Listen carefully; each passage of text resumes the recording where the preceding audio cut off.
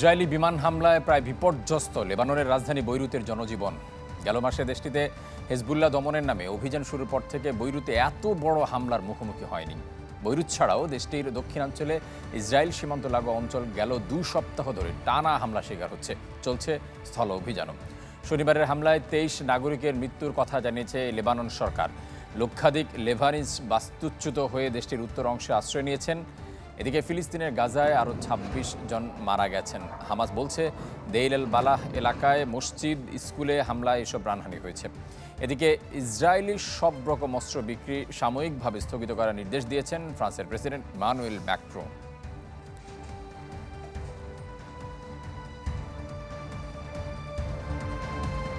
চলমান পরিস্থিতিতে লেবাননের একটি আশ্রয় শিবিরে মানবেতর দিন কাটাচ্ছেন বাংলাদেশিরা। সেখানকার পরিস্থিতি জানাচ্ছেন সহকর্মী সুব্রত সাহা। লেবাননের বাবদা এলাকায় এবং এখানে একটি ইউনিভার্সিটি আছে। এই ইউনিভার্সিটির থেকে লেবাননের পুরো দাহি অঞ্চল এখান থেকে দেখা যায় এবং ঠিক পাশে লেবাননের একমাত্র যে বিমানবন্দর শহীদ রফিক হারিরি আন্তর্জাতিক বিমানবন্দরও আমার পিছনে দেখা যাচ্ছে। পাশাপাশি লেবাননের দেশি এবং আন্তর্জাতিক গণমাধ্যমগুলো তারা এখানে সবাই জড়ো হয়েছে এবং এখান থেকে দাহি অঞ্চলে ইসরায়েলে যে আক্রমণ করছে সেই আক্রমণের ফুটেজ এই জায়গা থেকে তারা সংগ্রহ করছে। লেবাননে গতকাল শনিবার ইসরায়েল দাহি এলাকায় প্রচুর পরিমাণে তারা আক্রমণ করে এবং এই আক্রমণে ব্যাপক ক্ষয়ক্ষতি হয়। আমি লেবাননের বিভিন্ন আশ্রয় শিবিরগুলো পরিদর্শন করলাম এবং সেখানে বাংলাদেশিদের সাথে কথা বলে যেটি জানা গেল যে তারা অনেকটা এখনও আতঙ্কগ্রস্ত, কারণ লেবাননে রাত যতই পারে ততই ইসরায়েলের হামলার পরিধি বাড়ে। এই কারণে আশ্রয় শিবিরগুলোতে বাংলাদেশিরা এখনও নিরাপদ অবস্থানে থাকলেও বা বৈরুতের পরিস্থিতি এখনও স্বাভাবিক থাকলেও তারপরও তাদের মধ্যে এক ধরনের আতঙ্ক বিরাজ করছে।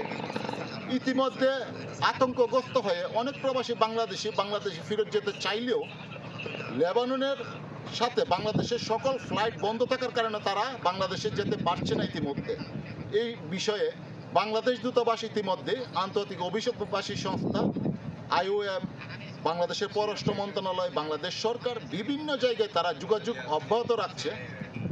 আশা করি খুব সম্ভবত তাদের সাথে আলোচনা সাপেক্ষে হয়তোবা তাদেরকে দেশে ফিরিয়ে নেওয়ার প্রক্রিয়া তারা একটা নিতে পারে।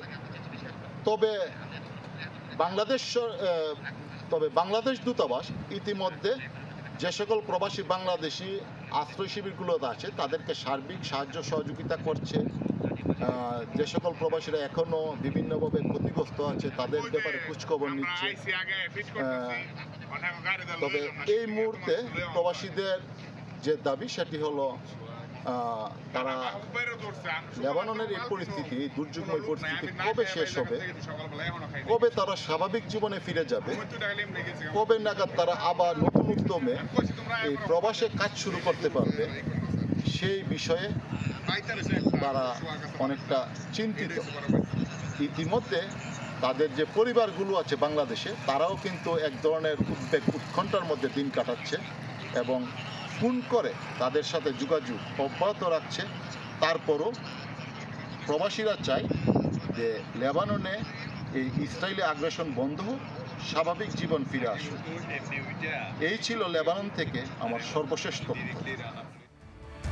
লেবাননে স্থল অভিযানের 6 দিনে হেজবুল্লাহর 450 যোদ্ধাকে হত্যার দাবি করেছে ইসরায়েলের প্রতিরক্ষা বাহিনী IDF। দক্ষিণাঞ্চলে গোষ্ঠীটির একটি টানেল জব্দের ভিডিও প্রকাশ করেছে তেল আবিবের সেনারা। যদিও ইসরায়েলের উত্তরাঞ্চলে নতুন করে 30টি রকেট ছুড়েছে হেজবুল্লাহ যোদ্ধারা।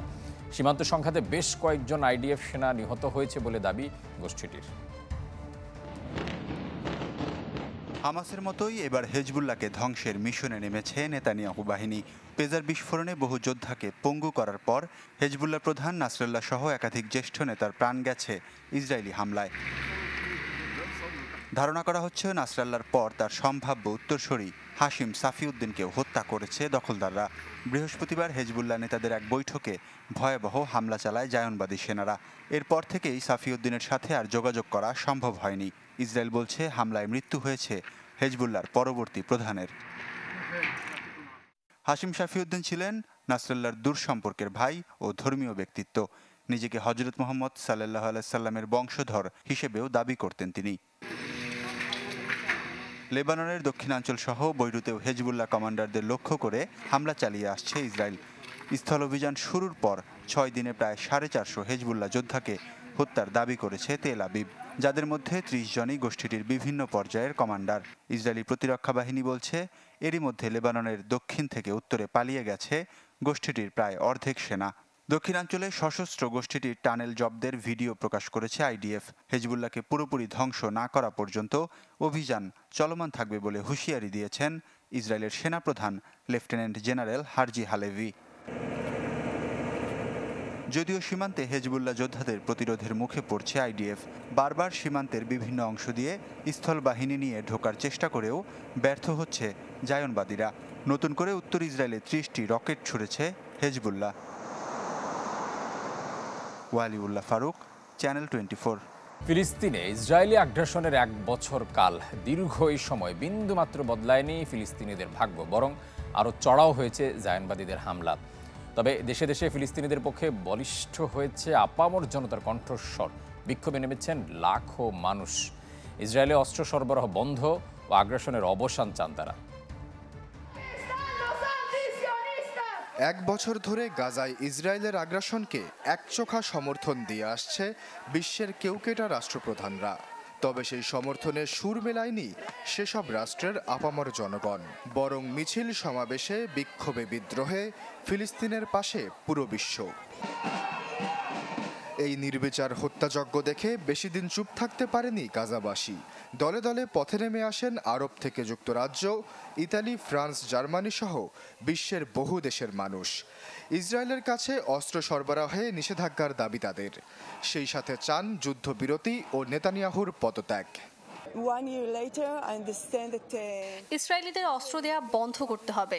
জনগণের করের টাকায় কেনা অস্ত্র ব্যবহার করা হচ্ছে গণহত্যায়।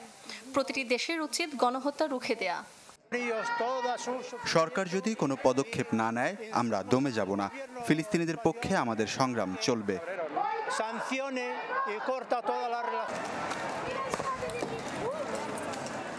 যুক্তরাষ্ট্রের নিউ ইয়র্কে নেতানিয়াহুর ছবিতে লাল রং মেখে প্রতিবাদ জানান বিক্ষোভকারীরা।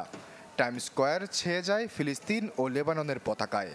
ওয়াশিংটন ডিসিতে ফিলিস্তিনের পক্ষে চলমান বিক্ষোভে গায়ে আগুন দিয়ে আত্মাহুতির চেষ্টা করেন এক মার্কিন সাংবাদিক। বলেন, গাজা ইস্যুতে ইচ্ছাকৃত ভুল তথ্য প্রচার করে আসছিলেন তিনি। অনুশোচনা থেকেই তার এ উদ্যোগ। ইতালিতে আন্দোলনকারীদের ছত্রভঙ্গ করতে কাঁদানে গ্যাস ও জলকামান ছোড়ে পুলিশ। জবাবে বিক্ষোভকারীরা পাল্টা পাথর ছুঁড়ে ও আগুন দেয় কয়েক সড়কে। এতে আহত হন বেশ কয়েকজন নিরাপত্তা কর্মী।